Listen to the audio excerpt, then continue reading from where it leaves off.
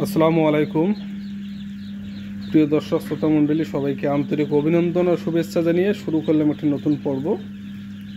বন্ধুরা, আজকে আমি আপনাদের সামনে আলোচনা করব একটা বিশেষ বিষয়ে, যে বিষয়টা আপনারা অবশ্যই মাথায় রাখবেন। অনেকেই জিরো বাচ্চা নেয়, কিন্তু নিয়ে বোর্ডিং করতে না পেরে অনেকেই সমস্যা পড়ে যায়। সেই সমস্যাগুলো কি কি এবং এই সমস্যাগুলোর সমাধান কি আছে, এই নিয়ে বিস্তারিত আলোচনা করব এই ভিডিওর মাধ্যমে। আপনারা ভিডিওটি স্কিপ করবেন না।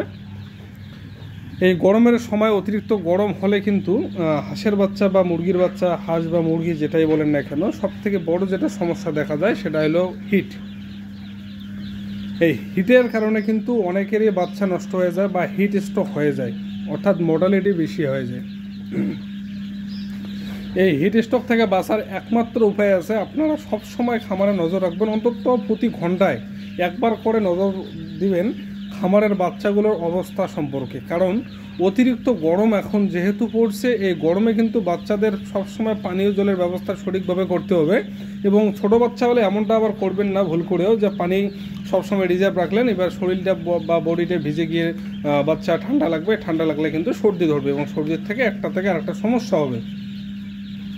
তো এই সমস্যাগুলো সমাধানের জন্য যেটা আমি বললাম আপনাদের, যে আপনারা সবসময় নজর রাখবেন অন্তত প্রতি ঘন্টায়, সে দিনে হোক রাতে হোক। রাতে যদি প্রতি ঘন্টায় না পান, অন্তত রাতে কমসে কম 3 থেকে 4 বার, দিনে প্রতি ঘন্টায় রাতে 3 থেকে 4 বার একবার অন্তত নজর করবেন। এইভাবে নজর করবেন।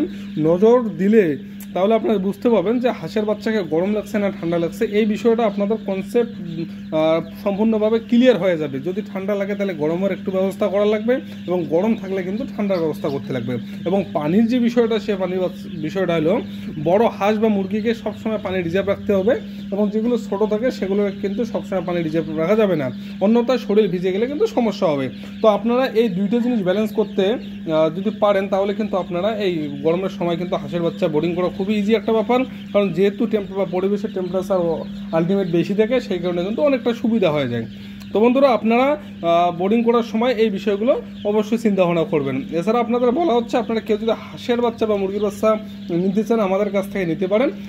আমাদের এখানে 0 থেকে বা 0 থেকে একদম পুরো ম্যাচুরেট কমপ্লিট হাঁস বা মুরগি আমাদের এখানে পাবেন। 0 বাচ্চা পাবেন 7 দিন, 10 দিন, 15 দিন, যাকে যে চাহিদা অনুযায়ী আমরা কিন্তু আপনাদের বাচ্চা দিতে পারবো। তো বন্ধুরা, বেশি কিছু বলবো না। ভিডিওটি ভালো লাগলে অবশ্যই শেয়ার করে দিবেন, অন্যকে দেখার সুযোগ করে দিবেন।